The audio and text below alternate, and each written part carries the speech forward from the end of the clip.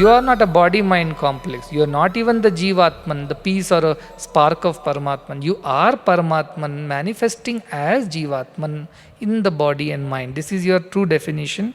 We saw that. Then we understood that analogy of the chariot, that the chariot of the body has these many things. The passenger is the Jivatman.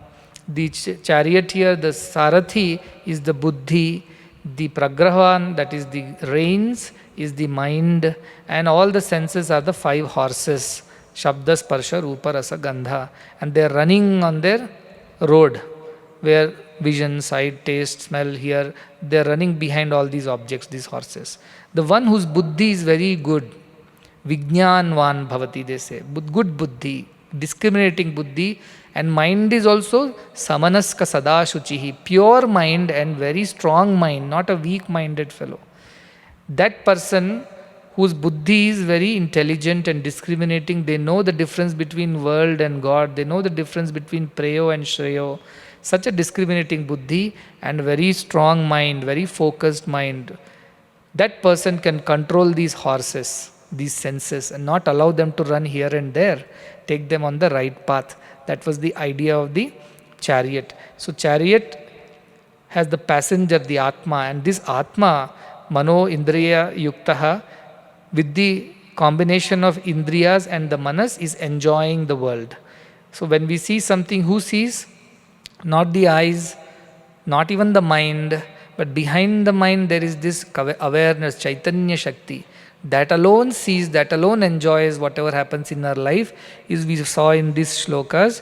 And then we said finally that the one who is able to do this, Vijnana Sarathir Yastu Manah Pragravahan Naraha So Advanaha Paramapnoti Tad Vishnu Paramam Padam. The one who is buddhi is Vijnanavan, very good discriminating intellect. He knows the difference between the bad and good. The one whose mind is very much under control, is not running here and there, and very strong mind, not a weak-minded fellow. Here itself, so advanaha, now and here itself, such a person attains the paramapadam, the highest state. It means you don't have to die to attain Brahman. As you are alive now, if your buddhi becomes discriminating, mind becomes pure, you attain that ultimate state of Brahman. Tad Vishnoha Paramam Padam, it said. Then we saw what? A very beautiful analogy of how Indriyebhya Parahi Artha. Compared to the senses, the sense objects are more powerful because it's for their sake the senses are there. If I want to see, touch, taste, smell, hear, that is why I have eyes, nose, mouth, ears and skin.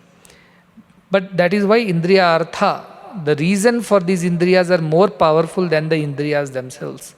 And then more powerful than these Indriya Arthas is Mana, because mind enjoys.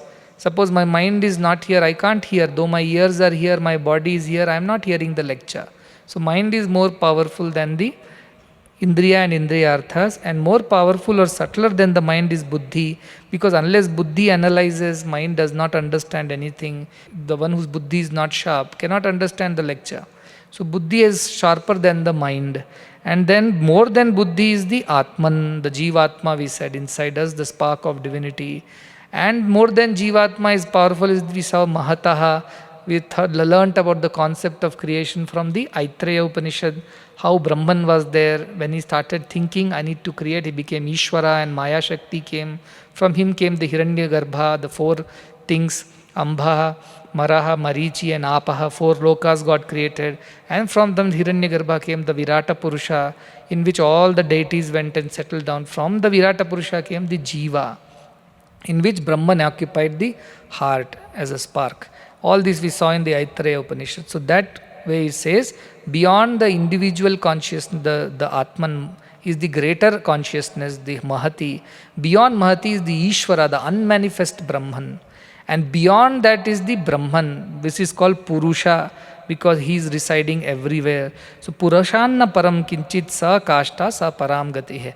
Ultimate final destination is the Purusha, the Brahman who is unmanifest, Nirguna, Niranjana, Sanatana, Niketana, Nitya Shuddha, Buddha, Mukta, Nirmala Swarupinam, that is what it is said. That is the ultimate state. So from your objects Indriyas, you come into the objects of the Indriyas. From there, get into the mind. Greater than mind is your buddhi. Greater than buddhi is your Jivatman. Greater than Jivatman is your Mahati Atman, the greater one, Hiranyagarbha. Greater than that is the Avyakta Atman, which is the Ishvara. And greater than that is the Brahman, Purusha. This is what he teaches. Our Yama teaches Nachiketa. But next, he doesn't stop here. He says, this can be understood by Sukshma Buddhi people, whose buddhi is very sharp, because it is very subtle concept. Physically, we can only see things. Subtle concepts are difficult to understand unless buddhi has become sharp and pure. So, agreya buddhya sukshmaya sukshma darshibi, he says. Only with a focused mind, sharp buddhi can somebody understand this. Otherwise, they only understand the world. And from there he taught a very beautiful meditation, which is the core and essence of this particular chapter. Yached vang manasi prajnastad yached jnana atmani mahatini yached tad yached shanta atmani. Take the organs and put them into the indriyartha. And indriyartha, you take them, put them into the mind, because mind is greater than them. Take the mind, merge it into the buddhi. Buddhi is greater than mind. Take this buddhi, merge into the Mahabuddhi, the Mahati Buddhi, the intelligence of God. Means surrender your buddhi to God's buddhi. Let God decide everything in your life. As individual, you don't take a decision. God's mind will work through you. Become surrendered. From there, surrender that buddhi also into the highest self, which is the Brahman, supreme consciousness. Prajnanam Brahma they call. What is the true nature of Brahman? It's prajnana. It is the consciousness, awareness. That's all. Does it have hands, legs, eyes, ears, nose? Nothing. Does it have shabda, sparsha, rupa, rasa, gandha? Nothing. Does it even think, and is it intelligent or dull? No attribute. It just knows. It is. That is what we say, asti bhati priyam nama rupam. In this panchamshakam, asti bhati priyam is brahma rupam and nama rupa is the jagat rupam. When you remove names and forms, what remains is the Brahma Tattvam. In Brahma Tattvam also, if you further filter, ultimately you will come to only one Tattva of Brahman, which is Asti. It is. And that is what he taught us in this particular thing, that how you should Mahati Atmani and then Shanta Atmani it calls. Jnana Atmani is the Jivatma, Mahati Atmani is the Hiranyagarbha, the cosmic consciousness. And from there, Shanta Atmani is the supreme Brahman. You have to go all the way till there. We studied how to go in 8 steps. And then he says, having learnt all these, he tells Nachiketa, Uttishtata, Jagrata, Prapya Varan Nibodhata. Arise, awake and stop not till the goal is reached. As is how Swami Vivekananda said this. And he said it's a difficult path for those who have never had concentration of mind, whose mind is running behind worldly pleasures, whose buddhi is scattered, they don't have a proper guru, they don't know how to proceed on this path, they don't have Shraddha, Brahmacharya. Such people cannot attain. For them it is difficult, Shurasya Dhara, like the razor's edge which is sharpened. That is what the Brahmavidas are saying. He warns him, cautions him. Like any child, when he is going out of the house, mother will tell, be careful. Father will say, be careful. Not that the child won't be careful, but father and mother, out of concern, they tell. Like that Yama is telling. And then he explains, this one cannot be understood by the senses. It is beyond that. Anadi anantam mahata param durvyam. When you know this nichaya, tan mrityumukhat pramuchyate, once you come to know of it, you escape the jaws of death. It means body may die. Now don't think that you will become Chiranjeevi. Idea is that body may die, but you don't die. The fear of birth and death disappears from the mind of a Brahmagyani. He becomes jīvanmukta. He is not bound by temptations of the world, not bound by the fear.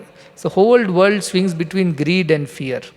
On one side, greed pulls us to do whatever we want. Other side, the fear makes us do what we want. On one side, we run towards the thing, and other side, we run away from things. This is what we do all our lives. But we will be going beyond this. Greed of the world cannot tempt us. The fears of the world, like disease and death, cannot scare us. That is the state of Jīvanmukta. One who understands this tattva, that person becomes a Jīvanmukta. So it says, Uktva Shrutva Cha Medhavi Brahmaloke Mahiyate. The one who listens to Kathopanishad, the one who speaks about Kathopanishad, what happens to them? Brahmaloka Mahiyate. They attain the loka of Brahman. Means what? Loka means experience. Loka means a state of mind. Therefore, they attain a new state of mind from thinking I am just this body and which is going to grow old and die. I am rich, poor, ugly, handsome, I am famous, I am not famous, I am powerful, I am weak. From these limitedness, they are liberated. Now they think of themselves as I alone am. That Brahman I am, and that is called Brahmaloke Mahiyate. Their vision changes, their attitude changes, they become fully free from all the small attachments of life. And also very beautifully concludes this by saying, the one who talks about this, Ya imam paramam guhyam shravayet brahma samsadi, in the assembly of noble people, the one who speaks about this truth, where everybody wants to listen to this truth like you all are, prayatah shraddha kalevapi, even in that last moment, suppose the person never got the opportunity to listen while he was alive, he is already died. Generally, if anybody is going to die, what do? We chant Bhagavad Gita shlokas, especially the second adhyaya, na jayate mriyate or vasansi jirnani yatha vihaya, to make the soul realize that this body is not the ultimate. You go beyond this, you are Atman, don't be worried, don't be afraid of death. Like that, we try to put some thought into the person's mind. Or when you are going, Ramanama Satya hai, they say that Ramanama alone is truth, everything else is mithya. But this was all to help the soul get liberated from the body. Attachment should go. So he says, even Shraddha Kaleva, if somebody listens on the 13th day when Shraddha Kala is going on, or in another Shraddha, let us say you missed it even listening during your lifetime. On the Shraddha day, 13th day also, you Jivatma missed it. Next time when your people of your family, like your sons and grandsons, are doing your Shraddha Puja, even then if you get to listen to the truth of Kathopanishad, Tadanantyaya Kalpate, you will attain the infinite, that Brahman. So even during the life, if you listen, here only, so Dvanaha, here itself you will realize and become Brahman, and you will be liberated from the pettiness. If you miss that, at least on 13th day, if your family chants, there you will be able to attain it. Suppose they miss that also, and next Punyatithi, whenever it's coming, they are chanting Kathopanishad and discussing Kathopanishad. Even then there is a possibility that from Pitruloka, wherever the soul is, it will be liberated into Brahman. Like Yatha Nadyah Sandamanaha Samudre Aste Gachanti. Like rivers flow towards the ocean. And what do they? Namarupa Vihaya. They become free from their name and form and become the ocean. Tatha Vidwan, the same way. What does it happen? Namarupad Vimuktaha gives up his name and form and ultimately reaches Paramam Purushamupaiti Divyam. He ultimately reaches that Purusha, the Brahman, when he gives up this attachment to name and form, to the body, I and mine. Such a person reaches the ultimate state. This is the essence of Kathopanishad. Like you have to breathe for yourself, eat for yourself, sleep for yourself. Nobody can do it for you. Like that, attaining Atma Jnana is your personal effort. Nobody can do it for you. Even a guru can take you this far and not further and leave you there. Beyond that, walking is your own problem. That is why it's said in Taoism, when a Shishya is ready, the Guru appears. When Shishya is really ready, the Guru disappears. So to make you ready, Guru appears. But you really, when you get ready, disappears. Like a coach, suppose you are going for a marathon or you are going for a Olympic race, a guru, a coach will be there. He will run with you during the practice. He will be with you during the practice. But on the final race day, Guru is not going to come to you. You have to run your race all by yourself. So far only Kathopanishad can help you. It can teach you how to run the race of life. But once the race starts, the coach is not there. He has to stand away and you have to run your own race. So each one to himself is the Adhyatmika Marga. In other Margas, let us go together, it is okay. In Adhyatma Marga, Adhi Atmam, it is within you. Within you, only you are there. Next person cannot get inside you. Therefore, this is your path. Pay attention to this and follow these practices. We have done Master the Mind meditations. We have also done this Kathopanishad so far. And the essence of Kathopanishad is the meditation that take the Indriya and all the distractions of the mind and put them into the mind. Concentrate and focus the mind on one thought, put that into the buddhi. Take that buddhi and merge it into, surrender it to the higher divine will, divine consciousness, and from there you rise and become divine himself. Brahmaveda Brahmaiva Bhavati, says Mundakopanishad. You become Brahman if you know Brahman. For everything else, if you know that, you don't become that. If I know this is a mic, I don't become a mic. Mic is different from me. But in Brahma Vidya, the knower of Brahman becomes the Brahman. Like the river becomes the ocean. And after it merges in the ocean, can you separate the water of Ganga, Yamuna and Krishna and Kaveri? Not possible. Everything is Bay of Bengal. Take from wherever. Likewise, the once you realize Brahman, we all become one in Brahman. We don't remain as separate existence. As I said, unless we realize this Brahma Vidya, this love all, serve all is not possible. We can love some or love most, but loving all is possible only when you realize that everything is you and nothing else exists other than you. In the sense, you are Brahman and everything is Brahman. This Guruji was there. Somebody's son died. They were devotees of this Guru. So this Guru went to their home to console them. Na jayate mriyate va vipaschidna naim kaschid babuva, all this story. That nobody dies, who dies, body dies, Atma doesn't die, your son has not died, Atma doesn't, all these stories. Parents, papam, they're very innocent. So they told Guruji, thank you for giving us this buddhi, otherwise we were so sad, we didn't know how to react to this situation. They were very happy now. And then Guruji left, took his dakshina and back to his home. After some time, the Guru's favorite goat died. And this Guruji was crying and crying and crying. Oh, my favorite goat, it used to give me milk, I used to drink its milk in the morning, now who will give milk? So these bhaktas came, the parents came to this Guruji's ashram and said, Guruji, just now, 1 week back, you gave us a lecture on our son's death saying that body dies, Atma doesn't die, why are you crying, who dies, who is born, everything is one.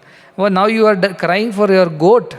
Then Guruji says, that is your son, this is my goat, that's why I am crying.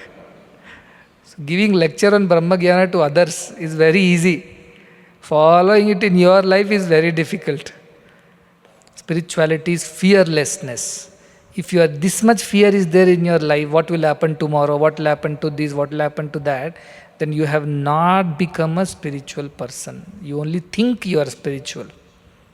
Any soldier is a brave soldier till the war starts. When war starts, I can't go and fight the war. All your training is useless then. That's why even if medicine is 50% efficient, we start feeling better. Because the rest 50% is our imaginary fear and suffering and pain. So that part, there is no medicine for that. Only knowledge is the medicine for that. There is no other medicine. And knowledge should be there. Antibody testing they are doing. What does it mean antibody testing means? Means those antibodies are there in your body. What is antibody? Science students should know. Antibody is our immune system's response to a virus in the body. So virus has something called antigen. Antigen is the protein of the virus, which is on the external of the virus. And antibodies are produced in the body. These antibodies go and lock up with the antigen of the virus and they destroy the protein. Once the protein is destroyed, the virus is destroyed because that is its food and support system, the protein. So any infection that comes into the body has an autoimmune response system. It immediately produces antibodies to go and fight the virus. And these antibodies are so many types. According to the antigen, they will decide and modify themselves and fight. So, body has its own intelligence. And what is this intelligence of the body? Who created this body? Brahman. And all Brahman's intelligence is there in every cell of the body. Mahati Atmani is there. Now, if your Jnana Atmani does not interfere with Mahati Atmani is capable of taking care of itself. But when we as individuals get afraid, when we don't eat properly, don't do our exercises, don't maintain a healthy, pure lifestyle, it means our Jnana Atmani is interfering with the Mahati Atmani. That's why all the sickness, psychological, most of the diseases are psychosomatic. Because their Jnana Atmani, their individual buddhi is too strong. And what does this individual buddhi think? I am the body, I am the mind, I have to protect this body, I have to protect this mind, this is all my truth is. Ishte. That is why they are always suffering. Where our Indian philosophy that I am beyond this body and mind, I am the Brahman itself, very difficult to touch them. Their mind is so strong because their mind is merged with Brahman.